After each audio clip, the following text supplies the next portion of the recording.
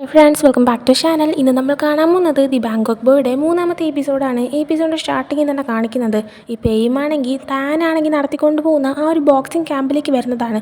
ആ സമയം അവിടെ ടാൻ ഉണ്ടായിരുന്നില്ല. ടാൻ കുറച്ച് കഴിഞ്ഞ് വരുന്ന സമയത്ത് നോക്കുമ്പോൾ അവൻ്റെ കൂടെ തന്നെ ഈ നടത്തിക്കൊണ്ട് പോകുന്നൊരു ഏജ്ഡ് ആയിട്ടുള്ള ഒരാളുണ്ട്. അയാളുടെ വിരൽ ഇങ്ങനെ മുറിച്ച് ടേബിളിൽ വെച്ചിട്ടുണ്ട്. ഇയാളാണെങ്കിൽ വേദന കൊണ്ട് അനങ്ങാൻ പറ്റാതെ അവിടെ ഇരിക്കുകയാണ്. അപ്പോൾ ടാൻ വന്നിട്ട് എന്താ ചെയ്യുന്നതെന്നൊക്കെ ചോദിക്കുന്ന ടൈമിന് എയിമാണെങ്കിൽ അവിടെ ഒരു പേപ്പർ ഉണ്ടായിരുന്നു. അതിലേക്ക് ഈ മുറിച്ച് വിരലെടുത്ത് സൈൻ ചെയ്യുന്ന പോലെ വയ്ക്കുകയാണ്. എന്നിട്ട് ടാനിനോട് പറയുന്നുണ്ട് ഈ ഒരു സ്ഥലം ഇനി മുതൽ യാവോയുടെ ആണെന്ന്. അതിനുശേഷം ടാനിനോട് സംസാരിക്കുകയാണ്. ടാനിൻ്റെ ബയോഡേറ്റ മൊത്തം തനിക്കറിയാം. ടാനിന് 28 വയസ്സായി. 14 വയസ്സ് തൊട്ടേ ഫൈറ്റ് ചെയ്ത് തുടങ്ങിയതാണ്. ഈ ബോക്സിംഗ് ക്യാമ്പ് ചൂസ് ചെയ്യാൻ കാരണം ഈ ഇരിക്കുന്ന മനുഷ്യൻ്റെ ഫ്രണ്ടായിരുന്നു മറ്റേ സണ്ണിൻ്റെ അച്ഛൻ എന്ന് പറയുന്ന അയാൾ. പക്ഷേ പാവം അയാൾ മരിച്ചുപോയി. പിന്നെ നീയാണെങ്കിൽ സണ്ണിൻ്റെ ഫ്രണ്ടുമാണ്. നീയും സണ്ണും പിന്നെ വേറെ കുറേ ചെക്കന്മാരും കൂടെ ചേർന്നിട്ട് ബാങ്കോക്ക് ബോയ് എന്ന് പറഞ്ഞിട്ട് ഒരു ഗ്യാങ് ഒക്കെ തുടങ്ങിയതല്ലേ. ഇനി ആ ഗ്യാങ് ഒന്നും വേണ്ട, എല്ലാം നിർത്തിയേക്ക്. സണ്ണിൻ്റെ ഫാമിലിക്ക് പറ്റിയ സിറ്റുവേഷൻ എന്താ നിനക്ക് തന്നെ നന്നായിട്ട് അറിയാമല്ലോ. സണ്ണു ഇപ്പോൾ ജയിലിലാണ്. അതുകൊണ്ട് തന്നെ നീയും അടങ്ങി ഒതുങ്ങി ഇരുന്നോളാൻ പറയുന്നുണ്ട്. ഇതൊക്കെ കേൾക്കുമ്പോഴത്തേക്കും ഇവനും എന്ത് ചെയ്യണമെന്ന് അറിയത്തില്ല. പേടി കാരണം അവനും പിന്നെ എതിർക്കാൻ നിൽക്കുന്നില്ല. പിന്നീട് കാണിക്കുന്ന പ്രസൻറ്റ് സിറ്റുവേഷൻ തന്നെയാണ് നമ്മൾ ഫസ്റ്റ് എപ്പിസോഡിൻ്റെ സ്റ്റാർട്ടിങ്ങിൽ കണ്ട സീൻ. അതായത് ഇപ്പോൾ 3 വർഷം കഴിഞ്ഞിട്ടുണ്ട്. സണ്ണാണെങ്കിൽ ജയിലിൽ നിന്ന് പുറത്തേക്ക് വരുന്ന ടൈമിന് അവൻ്റെ ചേട്ടൻ ജാക്കാണെങ്കിൽ അവനെ വെയിറ്റ് ചെയ്ത് നിൽക്കുന്നുണ്ടായിരുന്നു. സണ്ണപ്പോൾ ഞാൻ ജയിലിൽ കിടന്നിട്ട് ഒരു ദിവസം പോലും നീ എന്നെ കാണാൻ വന്നില്ലല്ലോ, ഇപ്പം എന്തിനാണ് വന്ന് നിൽക്കുന്നതെന്ന് ഇങ്ങനെ പറയുമ്പോഴത്തേക്കും ജാക്കാണെങ്കിൽ അത് വരാൻ പറ്റാത്ത സിറ്റുവേഷനായി. പിന്നെ ഞാൻ നിൻ്റെ ബ്രദറല്ലേ, വാ നമുക്ക് വീട്ടിലോട്ട് പോകാം, ഇനിയിപ്പോൾ എന്താ നിൻ്റെ പ്ലാൻ എന്നൊക്കെ ചോദിക്കുന്നുണ്ട്. ആ സമയം ഞാൻ തീരുമാനിച്ചില്ല സണ്ണ് പറയുമ്പോൾ അച്ഛൻ ഇവിടെ ഉണ്ടായിരുന്നെങ്കിൽ അച്ഛന് ഒരുപക്ഷേ നീ വീണ്ടും നിൻ്റെ പഠിത്തം കണ്ടിന്യൂ ചെയ്യണമെന്നായിരിക്കും ആഗ്രഹം എന്നിങ്ങനെ പറയുന്നുണ്ട്. ആ സമയം സണ്ണാണെങ്കിൽ മൂവേനെയൊക്കെ പറ്റി ചോദിക്കുകയാണ്. ആ ടൈമിന് മൂവേനെ പറ്റി തനിക്കൊരു വിവരമില്ല, മൂവേ എങ്ങോട്ട് പോയി എന്ന് പറയുമ്പോൾ സണ്ണാണെങ്കിൽ ദേഷ്യപ്പെട്ടിട്ട് നീയല്ലേ ഇപ്പോൾ പറയും നീ ഭയങ്കര ചേട്ടനാണെന്നൊക്കെ. എന്നിട്ട് സ്വന്തം അനിയത്തിനെ ശ്രദ്ധിക്കാൻ പോലും നിനക്ക് പറ്റത്തില്ലേ, അവളെ വീട്ടിൽ നിന്ന് ഇറക്കി വിട്ടോ എന്നിങ്ങനെ ചോദിക്കുന്നുണ്ട്. ആ സമയം അയ്യോ ഞാൻ അങ്ങനെയും ചെയ്തിട്ടില്ല, അവളടുത്ത് ഞങ്ങളോട് നിൽക്കാനായിട്ട് പറഞ്ഞതാണ് എന്ന് അവൾ പുറത്ത് എവിടെ പോയി വർക്ക് ചെയ്യുകയാണെന്ന് പറഞ്ഞിട്ട് പറയുന്ന കേൾക്കാതെ പോയി കളഞ്ഞു എന്ന് പറയുന്നുണ്ട്. സണ്ണപ്പോൾ അച്ഛൻ്റെ ഒരു വെയർ ഹൗസ് ഉണ്ടായിരുന്നില്ലേ വർക്കിന് വേണ്ടി യൂസ് ചെയ്തുകൊണ്ടിരുന്നത്, അതിപ്പോഴും അവിടെ തന്നെ ഉണ്ടോ അതോ നീ എടുത്ത് വിറ്റോ എന്നൊക്കെ ചോദിക്കുകയാണ്. ജാക്കപ്പോൾ അത് അവിടെ തന്നെ ഉണ്ടെന്ന് പറയുമ്പോൾ അതെനിക്ക് തരണം, ഞാനിതുള്ള റെൻറ്റിന് വല്ലതും കൊടുത്തിട്ട് പൈസ വല്ലതും ഉണ്ടായിക്കോളാം എന്ന് പറയുന്നുണ്ട്. അങ്ങനെ അതും പറഞ്ഞിട്ട് രണ്ടുപേരും കാറിൽ കയറി വീട്ടിലേക്ക് പോവാണ്. വീട്ടിൽ ചെന്നപ്പോൾ ജിന്നി അവിടെ ഉണ്ടായിരുന്നു. ജിന്നിയാണെങ്കിൽ സണ്ണിന് പൂക്കളൊക്കെ കൊടുത്തിട്ട് സുഖമല്ലേ ചേട്ടാന്നൊക്കെ പറഞ്ഞിട്ട് അവൻ ഇൻവൈറ്റ് ചെയ്യുന്നുണ്ട്. എന്നിട്ട് ജയിലിൽ കാണാൻ വരാത്തതിനും സോറി പറയുന്നുണ്ട്. സണ്ണപ്പോൾ അതൊന്നും കുഴപ്പമില്ല, നിന്നെപ്പോലെ ഒരു കുഞ്ഞു കുട്ടിക്ക് പറ്റിയ സ്ഥലമൊന്നല്ല എന്നവൻ പറയുന്നുണ്ട് തിരിച്ച്. അതിനുശേഷം സണ്ണ അവൻ്റെ റൂമിലേക്ക് പോവാണ്. ഫ്രഷായി ഡ്രസ്സൊക്കെ മാറ്റിയിട്ട് വരുന്നുണ്ട്. എന്നിട്ട് അവൻ അച്ഛൻ്റെ റൂമിൻ്റെ ഫ്രണ്ടിൽ ചെന്ന് ആ ഡോറൊന്ന് ഓപ്പൺ ചെയ്ത് നോക്കുന്നുണ്ട്. എന്നിട്ട് അവൻ മൂവേനെയാണോ എന്നറിയത്തില്ല ഒന്ന് കോൾ ചെയ്യുന്നുണ്ട്. കോൾ ചെയ്യുമ്പോൾ അങ്ങനെ ഒരു നമ്പർ എക്സിസ്റ്റ് ചെയ്യുന്നില്ല എന്നാണ് അറിയുന്നത്. അപ്പോൾ വേറെ ആരെയൊക്കെ കോൾ ചെയ്യുന്നുണ്ട്. അങ്ങനെ ഒരു നമ്പറും എക്സിസ്റ്റ് ചെയ്യുന്നില്ല എന്നാണ് അറിയാൻ പറ്റുന്നത്. അങ്ങനെ അവനാണെങ്കിൽ അച്ഛൻ്റെ റൂമിൻ്റെ അകത്തേക്ക് കയറാണ്. അവിടെ അവൻ്റെ അമ്മയുടെയും അവൻ്റെ അച്ഛൻ്റെ ആദ്യത്തെ വൈഫിൻ്റെയും ഫോട്ടോയൊക്കെ ഇരിക്കുന്നുണ്ടായിരുന്നു. പിന്നെ ഇവരുടെ ഫാമിലി ഫോട്ടോസൊക്കെ ഉണ്ടായിരുന്നു. അതെല്ലാം നോക്കിയതിന് ശേഷം അവിടുത്തെ ഡ്രോയർ സൺ ഓപ്പൺ ചെയ്യാണ്. ഓപ്പൺ ചെയ്യുമ്പോൾ ഫാമിലി ഫോട്ടോസ് ചെറുത് 2-3 അതിൻ്റെ അകത്ത് ഇരിപ്പുണ്ടായിരുന്നു. അതൊക്കെ നോക്കുന്നുണ്ട്. ഒരു ഡയറി അവിടെ ഇരിക്കുന്നുണ്ട്. അവൻ അതും എടുത്ത് നോക്കുന്നുണ്ട്. അതിൻ്റെ ഫ്രണ്ട് പേജിൽ തന്നെ അച്ഛൻ പേന ഉപയോഗിച്ച് എന്തോ എഴുതിയിട്ടുണ്ട്. അതൊക്കെ അവൻ നോക്കിയിട്ട് അവിടെ ഇരുന്നൊരു കീ അവൻ എടുക്കുകയാണ്. അത് അച്ഛൻ്റെ ഒരു ബൈക്കിൻ്റെ കീ ആയിരുന്നു. എന്നിട്ട് പിന്നെ അവിടെ തന്നെ ഒരു തോക്കിരിക്കുന്നുണ്ടായിരുന്നു. അതിൻ്റെ അത് ബുള്ളറ്റൊക്കെ ഉണ്ടോ എന്ന് നോക്കിയിട്ട് അതും അവൻ എടുത്ത് വെക്കുന്നുണ്ട്. പിന്നെ അന്ന് നൈറ്റ് ആകുമ്പോഴത്തേക്കും അവൻ ജയിലിൽ നിന്ന് ഇറങ്ങിയപ്പോൾ ഇട്ടുകൊണ്ടിറങ്ങിയ അവൻ്റെ ആ ഡ്രസ്സെല്ലാം അവൻ കത്തിച്ച് കളയുന്നുണ്ട്. പിന്നീട് അടുത്ത ദിവസം ആ ഒരു കീ എടുത്തിട്ട് ആ ഒരു ബൈക്ക് ഇരിക്കുന്ന സ്ഥലത്തേക്ക് പോയിട്ട് ആ ബൈക്ക് അവൻ നോക്കുകയാണ്. നോക്കുമ്പോൾ നല്ല അടിപൊളി ബൈക്കാണ്. ഇനി മുതൽ തനിക്ക് അത് യൂസ് ചെയ്യാമെന്ന് കരുതിയിട്ട് അവനത് സ്റ്റാർട്ട് ചെയ്യാൻ നോക്കുമ്പോഴത്തേക്കും ആ ഒരു ബൈക്ക് എന്തോ സ്റ്റാർട്ടാകുന്നില്ല. അങ്ങനെ അവനാണെങ്കിൽ അതൊരു മെക്കാനിക് ഷോപ്പിലേക്ക് കൊണ്ടുപോകുന്നുണ്ട്. ആ മെക്കാനിക്കിന് കാണുമ്പോൾ തന്നെ അത് അവൻ്റെ അച്ഛൻ്റെ ബൈക്കാണെന്ന് അറിയാം. കാരണം ആ ഒരു മോഡലുള്ള ബൈക്ക് ഉണ്ടായിരുന്നത് അവൻ്റെ അച്ഛനുമായിരുന്നു. പിന്നെ അത് എപ്പോഴും നന്നാക്കാൻ കൊണ്ടുപോയിക്കൊണ്ടിരുന്നത് ഈ ഒരാളുടെ കയ്യിലുമായിരുന്നു. പക്ഷേ ഇയാൾക്ക് ഇത് സണ്ണാണെന്നും അയാളുടെ മകനാണെന്നുള്ള കാര്യവും അങ്ങോട്ട് മനസ്സിലാക്കാൻ പറ്റുന്നില്ല. അതുകൊണ്ട് തന്നെ ഈ ഒരു ബൈക്കിൻ്റെ ഓണറായിട്ടുള്ള ആളാണെങ്കിൽ ഭയങ്കര നല്ലൊരു മനുഷ്യനായിരുന്നു. പക്ഷേ മരിച്ചുപോയി. ഇയാൾ എൻ്റെ അടുത്ത് പറഞ്ഞിട്ടുണ്ട് അയാളുടെ മകന് വേണ്ടിയിട്ട് ഇത് വാങ്ങിച്ചതാണെന്നൊക്കെയെന്ന്. ആ സമയം സണ്ണ് അപ്പോൾ മിക്കവാറും അച്ഛൻ ഇതെനിക്ക് വേണ്ടി വാങ്ങിച്ചായിരിക്കും എന്നൊക്കെ പറയുമ്പോഴാണ് അത് സണ്ണാണെന്ന് ഈ മെക്കാനിക്കിന് മനസ്സിലാവുന്നത്. അങ്ങനെ സണ്ണിൻ്റെ അടുത്ത് നിനക്ക് സുഖമല്ലേ എന്നൊക്കെ ചോദിച്ച് സംസാരിക്കുന്നുണ്ട്. സണ്ണപ്പോൾ ഇത് നിങ്ങൾക്ക് നന്നാക്കാൻ പറ്റുമോ, നന്നാക്കി കഴിഞ്ഞാൽ എനിക്ക് എപ്പോൾ തരുമെന്നൊക്കെ ചോദിക്കുമ്പോൾ നീ നാളെ വൈകുന്നേരം വാങ്ങിയാൽ നിനക്ക് അപ്പം തരാമെന്ന് പറയുന്നുണ്ട്. സണ്ണപ്പോൾ എങ്കിൽ ഓക്കെ ഞാൻ ഇവിടേക്കൊന്ന് കറങ്ങിയിട്ട് തരാം, കണ്ടിട്ടൊക്കെ ഒരുപാട് നാളായില്ലേ എന്നൊക്കെ പറയുന്നുണ്ട്. അയാളപ്പോൾ ഇവിടെ മാറിപ്പോയി എന്നും സണ്ണിനോട് പറയുന്നുണ്ട്. അതിനുശേഷം സണ്ണ് അവിടുത്തെ സ്ട്രീറ്റിലോട്ടൊക്കെ ഇറങ്ങുന്ന ടൈമിന് മുമ്പ് അച്ഛൻ്റെ അവിടെ സ്കൂളിലേക്ക് പോകാനായിട്ട് ഇറങ്ങുന്ന ടൈമിന് ഒരുമിച്ച് നടന്നതും ഒക്കെ അവൻ ഓർമ്മ വരുന്നുണ്ട്.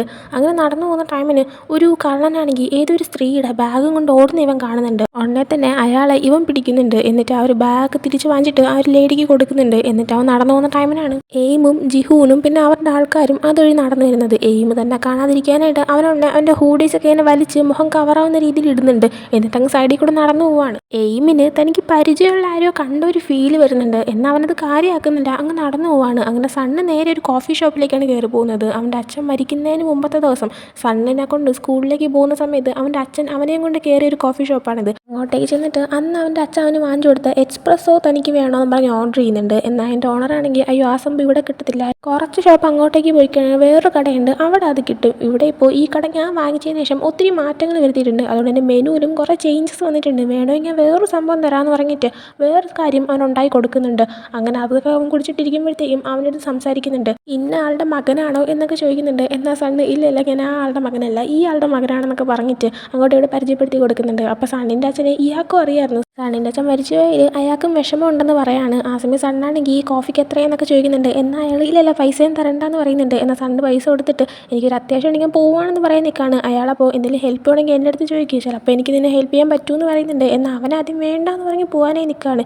എന്നാൽ അവൻ തിരിച്ചു വന്നിട്ട് ടാൻ എന്ന് പറഞ്ഞ ആളെപ്പറ്റി നിങ്ങൾക്ക് അറിയാവോ, അയാളെപ്പറ്റി എനിക്കൊരു വിവരമില്ല, ഇവിടെ ഒരു ബോക്സിങ് ക്യാമ്പൊക്കെ നടത്തിക്കൊണ്ടിരുന്ന ആളാണെന്ന് പറയുന്നുണ്ട്. ആ സമയം ഈ ഒരു ഷോപ്പിൻ്റെ ഓണർ പറയുന്നുണ്ട്, ആ ടാൻ എനിക്ക് അവനറിയാം, അവനോട് റെഗുലർ കസ്റ്റമറാണ്, അവൻ്റെ അഡ്രസ്സ് കിട്ടുവാണെങ്കിൽ ഞാൻ നിനക്ക് അയച്ചു തരാമെന്ന് പറഞ്ഞിട്ട് സണ്ണിൻ്റെ ഫോൺ നമ്പർ വാങ്ങുന്നുണ്ട്. അതിനുശേഷം സണ്ണ് സ്ട്രീറ്റിൽ കൂടെ ഇങ്ങനെ നടക്കുന്ന ടൈമിനാണ് ഒരു ആർട്ട് എക്സിബിഷൻ നടക്കുന്നുണ്ടെന്നുള്ള ഒരു ബോർഡ് അവൻ കാണുന്നത്. ആ ബോർഡിൽ വച്ചേക്കുന്ന ആ ഒരു പിക്ക്, ഇതേ സെയിം പിക്ക് ആ ഒരു 3 വർഷം മുമ്പ് ഇവനും കോങ്ങും സ്കൂളിലിരിക്കുന്ന ടൈമിന് കോങ് എടുത്ത ഫോട്ടോയിൽ കോങ് കാണിച്ചു കൊടുത്തിട്ടുണ്ടായിരുന്നു. അപ്പോൾ ആ ഒരു പിക്ക് കാണുമ്പോഴത്തേക്കും കോങ്ങിന് അവൻ ഓർമ്മ വരുന്നുണ്ട്. അന്ന് ആ ഒരു ഫോട്ടോ കണ്ടപ്പോൾ സണ്ണാണെങ്കിൽ ഇതെന്തുവാണ് സാധനം എന്നൊക്കെ ചോദിച്ചിട്ടുണ്ടായിരുന്നു. കോങ് അപ്പോൾ നിനക്ക് എൻ്റെ കല കണ്ടാൽ മനസ്സിലാവത്തില്ല എന്നൊക്കെ പറഞ്ഞിട്ട് തമാശയൊക്കെ പറഞ്ഞ് അവർ ഇരുന്നിട്ടുണ്ടായിരുന്നു. അങ്ങനെ ഇപ്പോൾ ഈ ഒരു ഫോട്ടോ കാണുമ്പോൾ ആ ഒരു ആർട്ട് എക്സിബിഷന് പോയി നോക്കിയാലോ എന്ന് കരുതിയിട്ട് അവൻ അങ്ങോട്ടേക്ക് കയറുന്നുണ്ട്. ആദ്യം തന്നെ അവരുടെ പേരൊക്കെ എഴുതി രജിസ്റ്റർ ചെയ്യണം. അപ്പോൾ അതൊക്കെ ചെയ്തിട്ട് അവൻ അകത്തേക്ക് കയറുമ്പോഴത്തേക്കും ഇഷ്ടംപോലെ ഫോട്ടോസ് ഉണ്ടായിരുന്നു. ഈ ഒരു ഫോട്ടോയും ആ ഒരു ഇതിലുണ്ടായിരുന്നു. ഈ എക്സിബിഷൻ നടത്തുന്നത് പീസായിരുന്നു. അപ്പോൾ പീസ് നോക്കുമ്പോഴത്തേക്കും ഇങ്ങനെ സണ്ണ് ഇവിടെ വന്ന് ഇങ്ങനെ നോക്കിക്കൊണ്ട് നിൽക്കുന്നുണ്ടിട്ട് പീസും അടുത്തേക്ക് വന്നിട്ട് ഈ ഒരു കാര്യം എന്താണെന്നൊക്കെ മനസ്സിലായോ, ഫോട്ടോസൊക്കെ ഇഷ്ടപ്പെട്ടെന്നെങ്കിലും ചോദിക്കുന്നുണ്ട്. ആ സമയം സണ്ണ് അത് ഇഷ്ടപ്പെട്ടു എന്നൊക്കെ പറയുന്നുണ്ട്. അതിനുശേഷം പീസ് അത് അവൻ നടത്തുന്ന ഒരു ഗാലറി ആയതുകൊണ്ട് തന്നെ എടുത്ത ഫോട്ടോസിൽ അവൻ ഉദ്ദേശിക്കുന്ന ആ ഒരു കഥയും കാര്യങ്ങളൊക്കെ എന്താണോ എല്ലാം വന്നിരിക്കുന്ന ആൾക്കാർക്ക് പറഞ്ഞു കൊടുക്കുന്നുണ്ട്. ഇതൊക്കെ സണ്ണും കണ്ടുകൊണ്ട് നിൽക്കുന്നുണ്ട്. സണ്ണിന് ഇവനെ കാണുമ്പോൾ കോങ് ആയിട്ടുള്ളൊരു സാമ്യമൊക്കെ തോന്നുന്നുണ്ട്. അങ്ങനെ അവൻ നോക്കിക്കൊണ്ടിങ്ങനെ നിൽക്കുന്ന ടൈമിനാണ് സണ്ണിനൊരു കോൾ വരുന്നത്. അങ്ങനെ സണ്ണ് അവിടെ നിന്ന് പോകുന്നുണ്ട്. അത് പീസും ശ്രദ്ധിക്കുന്നുണ്ടായിരുന്നു. സണ്ണിന് വന്ന ഒരു കോളിൽ ടാൻ എവിടെയാണെന്ന് അവൻ അറിയാമായിരുന്നു. ടാനിപ്പോൾ ഏതോ ഒരു പഴയ സ്കൂളിൽ ഒരു ക്ലീനറായിട്ടൊന്ന് വർക്ക് ചെയ്യുകയാണ്. അങ്ങനെ നേരെ സണ്ണ് അങ്ങോട്ടേക്ക് ചെല്ലുമ്പോഴത്തേക്കും ടാനിനെ കാണുന്നുണ്ട്. ടാനിനെ കണ്ടോണ്ടേ തന്നെ സണ്ണാണെങ്കിൽ ബോക്സിങ് ചെയ്തുകൊണ്ടിരുന്ന നീയാണെങ്കിൽ ഇപ്പോൾ ക്ലീനിങ് പരിപാടിയൊക്കെ തുടങ്ങിയോ എന്നൊക്കെ ചോദിക്കുന്നുണ്ട്. ടാനപ്പോൾ നീ എന്താ ഇവിടെ, നീ എപ്പോഴാണ് ജയിലിൽ നിന്ന് പുറത്തിറങ്ങിയെന്ന് വെച്ചപ്പോൾ ഇന്നലെയാണ് ഇറങ്ങിയെന്ന് പറയുന്നുണ്ട് ടാൻ. അപ്പോൾ അവനെ നേരെ റൂഫ് ടോപ്പിലേക്ക് വിളിച്ചുകൊണ്ട് പോയിട്ട് ഇവിടെ ഇപ്പോൾ ഒത്തിരി കാര്യങ്ങൾ നീ പോയ സമയത്ത് സംഭവിച്ചായിരുന്നു, അതൊന്നും ഇപ്പോൾ എക്സ്പ്ലെയിൻ ചെയ്ത് തരാൻ എനിക്ക് നേരെയില്ല, പറഞ്ഞാലും നിനക്ക് നേരെ മനസ്സിലാവത്തില്ല, അതുകൊണ്ട് തന്നെ നീ എന്നിട്ട് എന്നെ കാണാനും വരരുതെന്ന് പറഞ്ഞിട്ട് അവനെ പറഞ്ഞു വിടാൻ നോക്കുന്നുണ്ട്. എന്നാൽ സണ്ണാണെങ്കിൽ എന്തായാലും ഒഴിവാക്കാൻ നോക്കുകയാണെന്ന് പറഞ്ഞിട്ട് രണ്ടും കൂടെ തമ്മിൽ ചെറിയൊരു അടി അടക്കാണ്. അടി എന്ന് പറയുമ്പോൾ സീരിയസ് ഫൈറ്റ് എന്നല്ല, ജസ്റ്റ് തമാശയ്ക്ക് എനിക്കിപ്പോൾ നിന്നെ തോൽപ്പിക്കാൻ പറ്റും എന്നൊക്കെ പറഞ്ഞിട്ട് അടി നടത്തുന്നതാണ്. ജയിലിൽ വെച്ച് താൻ ഭയങ്കര സ്ട്രോങ് ആയി എന്നൊക്കെ സണ്ണ് പറയുന്നുണ്ട്. എന്നാൽ ഒന്നും ഏൽക്കുന്നില്ല. സത്യം പറഞ്ഞാൽ സണ്ണിനെ അടിച്ചിടാനായിട്ട് ടാൻ എളുപ്പത്തിൽ പറ്റുന്നുണ്ട്. അങ്ങനെ അവർ രണ്ടുപേരും കൂടെ നേരെ പോകുന്നത് ഒരു കടയിലേക്കാണ്. അവിടെ ചെന്നിട്ട് 2 ബിയറൊക്കെ കുടിച്ചുകൊണ്ട് നിൽക്കുന്ന സമയത്ത് ഇപ്പോൾ കവിനെയൊക്കെ പറ്റി എന്തെങ്കിലും വിവരം ഉണ്ടോ എന്നൊക്കെ സണ്ണ് ചോദിക്കുന്നുണ്ട്. ആ സമയം പറയുന്നുണ്ട് കവിനും നാപ്പും എവിടെയാണെന്ന് ഒരു ഐഡിയ ഇല്ല, രണ്ടുപേരും എങ്ങോട്ടോ പോയി, പിന്നെ ഇപ്പോൾ അവിടെ ബാക്കിയുള്ളത് ടിമ്മ് മാത്രമാണ്, എന്നാൽ ടിമ്മിനെ ഞാൻ ഇപ്പോൾ കാണാറില്ല എന്ന് പറയുന്നുണ്ട്.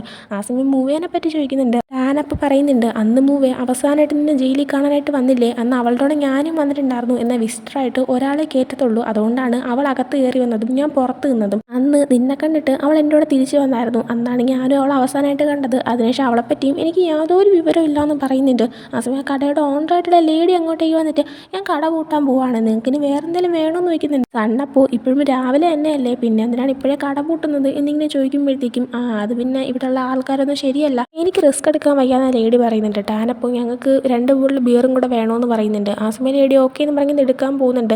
ഈ ലേഡി അങ്ങനെ പറയാൻ കാരണം ഇപ്പോൾ എയിമും മറ്റേ യാവോ ഒക്കെയാണ് ഇവിടെ ഭരിക്കുന്നത്, അതുകൊണ്ട് ഇവർക്ക് മേ ബി എന്തെങ്കിലും പ്രശ്നം ഉണ്ടാവാൻ ചാൻസ് ഉണ്ടായിരിക്കും. ആ ലേഡി അപ്പോൾ അവർക്ക് ആ ബിയർ കൊണ്ട് കൊടുക്കുന്നുണ്ട്. ആ സമയം ഇവർക്ക് സണ്ണിന് മനസ്സിലാവുന്നില്ല, ടാനിന് അവർക്ക് ഓൾറെഡി അറിയാം, അതുകൊണ്ട് ഇത് ഏതാ പയ്യെന്ന് ചോദിക്കുമ്പോൾ നിനക്ക് മനസ്സിലായില്ലെന്ന് ചോദിച്ചിട്ട് സണ്ണിൻ്റെ അച്ഛൻ്റെ പേര് പറഞ്ഞെടുക്കുന്നുണ്ട്. എന്നിട്ട് ആ മോനാണ് സണ്ണാണെന്നിങ്ങനെ പറയുന്നുണ്ട്. ആ സമയം ഓ മറ്റേ കൂട്ടുകാരനെ കൊന്ന ആ ഒരു പയ്യനാണല്ലേ എന്നിങ്ങനെ പറയുമ്പോൾ സണ്ണിന് ഒരുമാതിരി ആവുന്നുണ്ട്, കാരണം ആൾ ആൾക്കാരൊക്കെ വിചാരിച്ചിരിക്കുന്നത് ശരിക്കും കോങ്ങിനെ കൊന്നത് അവനാണെന്നാണ്. അതുകൊണ്ട് തന്നെ അവനാണെങ്കിൽ അപ്പം ഞാനല്ല ശരിക്കും കൊലയാളി എന്നിങ്ങനെ പറയുന്നുണ്ട്. എന്നിട്ട് സണ്ണാണെങ്കിൽ ടാനിൻ്റെ അടുത്ത് എനിക്കാണെങ്കിൽ ഒരു മുവേ തായ് ക്യാമ്പ് സ്റ്റാർട്ട് ചെയ്യണം താല്പര്യമുണ്ടെന്ന് പറയാണ്. സംഭവം എന്ന് വെച്ച് കഴിഞ്ഞാൽ ഒരു ട്രെയിനിങ് ക്യാമ്പാണ്, അതായത് ഫൈറ്റ് ചെയ്യാനൊക്കെ പഠിപ്പിക്കുന്ന ഒരു ക്യാമ്പ്. ആ സമയം അങ്ങനെ തുറന്നു കഴിഞ്ഞാൽ നമ്മുടെ തീരുമാനവും അതല്ലെങ്കിൽ അതിൻ്റെ അടുത്ത് ഇത്ര നേരം പറഞ്ഞുകൊണ്ടിരിക്കുന്നത് എന്നിങ്ങനെ ടാൻ തിരിച്ച് പറയുമ്പോൾ നമുക്കാണെങ്കിൽ സ്റ്റാർട്ട് ചെയ്തിട്ട് സ്റ്റുഡൻസിൻ്റെ ആരും കേട്ടണ്ട, പക്ഷേ എനിക്കൊക്കെ താമസിക്കാനൊരു സ്ഥലമാവുമല്ലോ എന്നിങ്ങനെ പറയുന്നുണ്ട്. അച്ഛൻ്റെ ഒരു വെയർ ഹൗസ് കിടപ്പുണ്ട്, നമുക്ക് അതിനെ ആ ഒരു മുവൈത്തായി ക്യാമ്പാക്കി മാറ്റാമെന്നും പറയുന്നുണ്ട്. ആരപ്പോൾ നിനക്ക് മര്യാദയ്ക്ക് വീട്ടിൽ പോയി നിന്നാൽ പോരെ എന്ന് ചോദിക്കുമ്പോഴത്തേക്കും അച്ഛൻ മരിച്ചതിന് ശേഷം ആ ഒരു വീട്ടിൽ പോയപ്പോൾ എനിക്ക് എന്തോ പോലെ തോന്നുന്നുണ്ട്. പിന്നെ എനിക്കാണെങ്കിൽ ഈ വെയർ ഹൗസ് ഒന്ന് മാറ്റി സെറ്റാക്കി എടുത്തു കഴിഞ്ഞാൽ മുവേനെയും എനിക്ക് ഇങ്ങോട്ടേക്ക് കൊണ്ട് താമസിപ്പിക്കാൻ പറ്റുമല്ലോ, അവളെ എനിക്ക് നോക്കാനും പറ്റും, അവളെൻ്റെ സിസ്റ്റർ അല്ലേന്ന് ഇങ്ങനെ പറയുന്നുണ്ട്. അങ്ങനെ ടാനാണെങ്കിൽ ആ എന്തെങ്കിലും ചെയ്യുന്ന രീതി ഇരിക്കുന്നുണ്ട്. പിന്നീട് കാണിക്കുന്ന ജിഹൂനെ എയിമിനെയാണ്. അവരുടെ ഒരു കാർ പാർക്കിംഗ് ഏരിയയിലേക്ക് വന്നിട്ടുണ്ട്. അവിടെ വന്നിട്ട് എയിമാണെങ്കിൽ ജിഹൂൻ്റെ അടുത്ത് ജിഹൂണിൻ്റെ അച്ഛനെ പറ്റി സംസാരിക്കുകയാണ്. അതായത് അയാൾക്കുള്ളത് മൊത്തം ഹേറ്റേഴ്സാണ്, നീ ഞാനൊക്കെ ഒരു ടീമായി കഴിഞ്ഞാൽ നമുക്കാണെങ്കിൽ പലതും കീഴടക്കാൻ പറ്റുമെന്നൊക്കെ. ജിഹൂണപ്പോൾ നീ എന്താ ഉദ്ദേശിക്കുന്നത് എന്നൊക്കെ ചോദിക്കുന്നുണ്ട്. ആ സമയം എയിം അറിയുന്നുണ്ട് നിൻ്റെ അച്ഛനാണെങ്കിൽ ഈ ഒരു ഏരിയയും ഒക്കെ തന്നെ കീഴടക്കാൻ നോക്കുമല്ലേ, നല്ലൊരു ഏരിയയാണ് എന്നൊക്കെ. ആ സമയം ജിഹൂൺ പക്ഷേ അത്ര എളുപ്പത്തിൽ എൻ്റെ അച്ഛന് യാവുകയാണെങ്കിൽ ഇത് കൊടുക്കും നിനക്ക് എന്നെ തോന്നുന്നുണ്ടോ എന്നിങ്ങനെ പറയുന്നുണ്ട്. ആ ഒരു ടൈമിൽ നെയ്മാണെങ്കിൽ നിനക്കൊരു കാര്യം കാണിച്ചിടാന്നൊക്കെ പറഞ്ഞിട്ട് അവൻ്റെ കാറിൻ്റെ ഡിക്കി ഓപ്പൺ ചെയ്തിട്ടുണ്ട്. അപ്പോൾ ഏതോ രണ്ട് ആൾക്കാരെ ഇങ്ങനെ കെട്ടിയൊക്കെ ഇട്ടൊക്കെയാണ്, ആരെന്നൊന്നും അറിയത്തില്ല. അവരെ കാണുമ്പോൾ ജിഹൂനും ആ കൊള്ളാലോ എന്നൊക്കെ ഇങ്ങനെ പറയുന്നുണ്ട്. എന്താ സംഭവം എന്നൊന്നും സത്യം പറയാൻ മനസ്സിലാവുന്നില്ല. ആ ഒരു ടൈമിൽ ഇവനാണെങ്കിൽ എനിക്ക് നിന്നെ ഭയങ്കരമായിട്ട് ഇഷ്ടപ്പെട്ടു, നിനക്കൊരു സമ്മാനം ഇരിക്കട്ടെ എന്ന് പറഞ്ഞിട്ട് കാറിൻ്റെ കീ കൊടുക്കുന്നുണ്ട്. ആവശ്യമുള്ളതുപോലെ ഉപയോഗിച്ചോളാനായിട്ടും പറയുന്നുണ്ട്. നമ്മൾ ഒരുമിച്ച് പ്ലാൻ ചെയ്താൽ പലതും ചെയ്യാൻ പറ്റുമെന്ന് പറയുന്നുണ്ട്. പിന്നീട് കാണിക്കുന്നത് അടുത്ത ദിവസം സണ്ണിൻ്റെ അച്ഛൻ്റെ ഒരു വെയർ ഹൗസിലേക്ക് ടാനിനെയും കൊണ്ട് വരുന്നതാണ്. നല്ലൊരു വലിയ ഗോഡൗൺ പോലെയായിരുന്നു. ഇവർക്ക് ആവശ്യത്തിന് സ്പേസ് ഉണ്ട്, എന്തിനു വേണോ യൂസ് ചെയ്യാം. അപ്പോൾ ടാനിൻ്റെ അടുത്ത് ഇത് ഓക്കെ അല്ലേ എന്ന് ചോദിക്കുമ്പോൾ ടാനും നന്നായിട്ടുണ്ട് കൊള്ളാമെന്ന് പറയുന്നുണ്ട്. അതിനുശേഷം അവരാണെങ്കിൽ ആ ഒരു ഏരിയ മൊത്തം ക്ലീൻ ചെയ്യാനായിട്ട് തീരുമാനിക്കുന്നുണ്ട്. ഇത് ക്ലീൻ ചെയ്തെടുക്കുമ്പോൾ നമ്മുടെ അടുത്തൊരു തീരുമാനമാവുമെന്നും പറഞ്ഞിട്ടാണ് രണ്ടുപേരും ക്ലീനിങ് ഒക്കെ സ്റ്റാർട്ട് ചെയ്യുന്നത്. അങ്ങനെ അവർ സാധനങ്ങളെല്ലാം എടുത്ത് മാറ്റുന്നുണ്ട്. അവർക്ക് ആവശ്യമുള്ള കുറേ സാധനങ്ങളുണ്ടായിരുന്നു. അങ്ങനെ കുറേയൊക്കെ മാറ്റിയിട്ട് അവർ വീടിൻ്റെ റൂഫ് ടോപ്പിലായിട്ട് കൊണ്ടുവയ്ക്കുകയാണ്. അവിടെ ഇരുന്ന് അവർ സംസാരിക്കുന്നുണ്ട്. ആ സമയം ടാൻ ചോദിക്കുന്നുണ്ട് സീരിയസ്ലി പറ ഇനി എന്താണ് നിൻ്റെ പരിപാടി എന്ന്. ആ സമയം എനിക്ക് മുവേനെ കണ്ടുപിടിക്കണം ഫസ്റ്റ്, അതിന് എന്നെ നീയും ഹെൽപ്പ് ചെയ്യണമെന്ന് പറയുന്നുണ്ട്. ടാനപ്പോൾ അതൊക്കെ ഹെൽപ്പ് ചെയ്യാം, അവളെ കണ്ടുപിടിച്ചിട്ട് ഇനി എന്താ പരിപാടി എന്ന് ചോദിക്കുന്നുണ്ട്. സണ്ണപ്പോൾ എനിക്കാണെങ്കിൽ അച്ഛനെ കൊന്നത് ആരാണെന്ന് കണ്ടുപിടിക്കണമെന്ന് പറയുന്നുണ്ട്. ടാനപ്പോൾ അപ്പോൾ അതാണ് പ്ലാൻ, പക്ഷേ നമ്മുടെ കയ്യിൽ 5 പൈസ പോലും ഇല്ല, ഫുഡെങ്കിലും കഴിക്കാനുള്ള പൈസ കയ്യിലുണ്ടോ എന്ന് ഇങ്ങനെ ചോദിക്കുകയാണ്. ആ സമയം നിൻ്റെ പൈസ ആണില്ല, പക്ഷേ എൻ്റെ പൈസ ഉണ്ടെന്ന് പറഞ്ഞിട്ട് സണ്ണ അവൻ്റെ അക്കൗണ്ട് എടുത്ത് കാണിച്ചു കൊടുക്കുന്നുണ്ട്. നോക്കുമ്പോൾ എത്രയൊക്കെയോ പൈസ കിടപ്പുണ്ടായിരുന്നു, അത് എത്രയും നമ്മളെ കാണിക്കുന്നില്ല. എന്തായാലും അത് കാണുമ്പോഴത്തേക്കും ടാനൊന്നും കെട്ടിയിട്ട് നിൻ്റെ ഇത്രയും പൈസ എങ്ങനെ നിൻ്റെ ഇത്രയും പൈസ വന്നെന്ന് നോക്കിയപ്പോൾ അത് സീക്രട്ടാണെന്ന് സണ്ണ് പറയുന്നുണ്ട്. ടാനപ്പോൾ എൻ്റെ ചക്കരക്കുട്ടിയല്ലേ കുറച്ച് പൈസ എനിക്ക് കൊണ്ട് താന്നൊക്കെ പറഞ്ഞിട്ട് സണ്ണിനെ അങ്ങ് സ്നേഹിക്കുന്നുണ്ട്. അതിനുശേഷം അവർ വീണ്ടും അവരെ വർക്ക് കണ്ടിന്യൂ ചെയ്യാണ്. അവിടെ ഒരു വെയർ ഹൗസിൽ അവർക്ക് ആവശ്യമുള്ള ഒരുപാട് സംഭവങ്ങളുണ്ടായിരുന്നു. എക്സസൈസ് ചെയ്യാനായിട്ട് യൂസ് ചെയ്യാൻ പറ്റിയ കുറേ സംഭവങ്ങളുണ്ടായിരുന്നു. അതുപോലെ തന്നെ സോഫയും പല സാധനങ്ങളുണ്ടായിരുന്നു. അവർക്ക് അതൊക്കെ തന്നെ ക്ലീൻ ചെയ്ത് യൂസ് ചെയ്യാൻ പറ്റുന്ന ഒന്നായിരുന്നു. അങ്ങനെ അവർ ഒരുവിധം എല്ലാം ക്ലീനാക്കി കഴിയുമ്പോഴത്തേക്കും നല്ല വിശപ്പുണ്ടെന്ന് പറഞ്ഞിട്ട് പുറത്തേക്ക് ഫുഡ് കഴിക്കാനായിട്ട് പോവുകയാണ്. പിന്നീട് കാണിക്കുന്ന നൈറ്റ് ആണെങ്കിൽ സണ്ണാണെങ്കിൽ റോഡ് സൈഡ് ഇവിടെ നടന്നു പോകുന്ന ടൈമിന് മുമ്പ് അവൻ്റെ അടുത്ത് കോങ് പറഞ്ഞു കൊടുത്തിട്ടുള്ളൊരു കാര്യം അവ ആലോചിക്കുകയാണ്. അതായത് നമ്മുടെ ഇമോഷൻസ് എന്താണോ അതനുസരിച്ചായിരിക്കും നമ്മുടെ ചുറ്റുമുള്ള വാട്ടർ മോളിക്യൂൾസിൻ്റെ ഇമോഷൻസ് എന്തെങ്കിലും ഞാൻ പറഞ്ഞു കേട്ടിട്ടുണ്ട്. നമ്മളിപ്പോൾ ഹാപ്പി ആണെങ്കിൽ നമ്മുടെ ചുറ്റുമുള്ള വാട്ടർ മോളിക്യൂൾസും ഭയങ്കര രസമായിട്ടുള്ളൊരു ഷേപ്പിലായിരിക്കും ഉണ്ടാവുക. എന്നാൽ നമ്മൾ സങ്കടത്തിലാണെങ്കിൽ കാണാൻ കൊള്ളത്തില്ലാത്തൊരു ഷേപ്പിലായിരിക്കും അതുണ്ടാവുക. അത് നമുക്ക് പറഞ്ഞു തരാണ്, അതായത് നീ സങ്കടത്തിലാണെങ്കിൽ ഞാനും സങ്കടത്തിലാണെന്നുള്ളൊരു ഇത്. അതുകൊണ്ട് തന്നെ ഒരിക്കലും പേടിക്കരുതെന്നൊക്കെ. അങ്ങനെ ആ ഒരു കാര്യമെല്ലാം ഇവ ഇങ്ങനെ ആലോചിച്ചുകൊണ്ട് ഇങ്ങനെ നടന്നു വരുന്ന ടൈമിനാണ് ഇവനെ പാസ് ചെയ്ത് പീസ് നടന്നു പോകുന്നത്. പെട്ടെന്ന് തന്നെ പീസാണെങ്കിൽ അവൻ്റെ ഷൂലേസ് അഴിയുന്നുണ്ട്, അത് കെട്ടാനായിട്ടിരിക്കുന്നുണ്ട്. പരിചയമുള്ളൊരു മുഖം കണ്ടതുകൊണ്ട് തന്നെ സണ്ണും തിരിഞ്ഞു നോക്കുന്നുണ്ട്. അത് പീസാണെന്ന് മനസ്സിലാകുമ്പോൾ താനല്ലേ ആ ഒരു ആർട്ട് എക്സിബിഷൻ നടത്തിക്കൊണ്ടിരുന്ന പയ്യൻ എന്നിങ്ങനെ ചോദിക്കുകയാണ്. പീസ് അപ്പോൾ അതേന്ന് പറയുമ്പോഴത്തേക്കും എനിക്കാണെങ്കിൽ അവിടെ ഉണ്ടെന്നൊരു ഫോട്ടോനെ പറ്റി ചോദിക്കാനായിടുന്ന് സണ്ണ് പറയാണ്. ആ ടൈമിന് പീസ് എനിക്കിപ്പോൾ കുറച്ച് തിരക്കുണ്ട്, നല്ല അത്യാവശ്യമാണ്, എന്തെങ്കിലും ചോദിക്കാനുണ്ടെങ്കിൽ പിന്നീട് ആർട്ട് ഗാലറിയിലോട്ട് വന്നാൽ മതി എന്ന് പറഞ്ഞിട്ട് പീസ് അവിടെ നടന്നു പോവാണ്. നേരെ പോയത് അവൻ്റെ അച്ഛൻ്റെ അടുത്തേക്കാണ്. പീസിൻ്റെ അച്ഛൻ ആരെയോ കൊല്ലാനായിട്ട് നിൽക്കുകയാണ്. അയാളാണെങ്കിൽ എന്നെ കൊല്ലല്ലേ എന്ന് പറഞ്ഞ് കാല് പിടിച്ച് പറയുന്നുണ്ട്. ആ സമയം പീസിൻ്റെ അച്ഛനാണെങ്കിൽ പീസിനോട് ഞാനാണെങ്കിൽ ഇതൊക്കെ ചെയ്തിട്ട് മടുത്തു, ഒരു കാര്യം ചെയ്യും ഇയാളെ നീ കൊല്ലാൻ പറഞ്ഞിട്ട് അവൻ്റെ ഒരു തോക്ക് കൊടുക്കുകയാണ്. പീസിനാണെങ്കിൽ ചെയ്യാൻ താല്പര്യമില്ല, പേടിച്ചിട്ടായാലും അവനാണെങ്കിൽ അയാളെ ഷൂട്ട് ചെയ്യാണ്. അതും കാണിച്ചുകൊണ്ട് ഈ ഒരു എപ്പിസോഡ് ഇവിടെ എൻഡ് ആവുന്നുണ്ട്. സോ ഈ ഒരു എപ്പിസോഡ് നിങ്ങൾക്ക് ഇഷ്ടപ്പെട്ടിട്ടുണ്ടെങ്കിൽ ലൈക്ക് ചെയ്യുക, ഷെയർ ചെയ്യുക, സബ്സ്ക്രൈബ് ചെയ്യുക. അടുത്തൊരു വീഡിയോ ഇട്ട് തന്നേരെ ബൈ.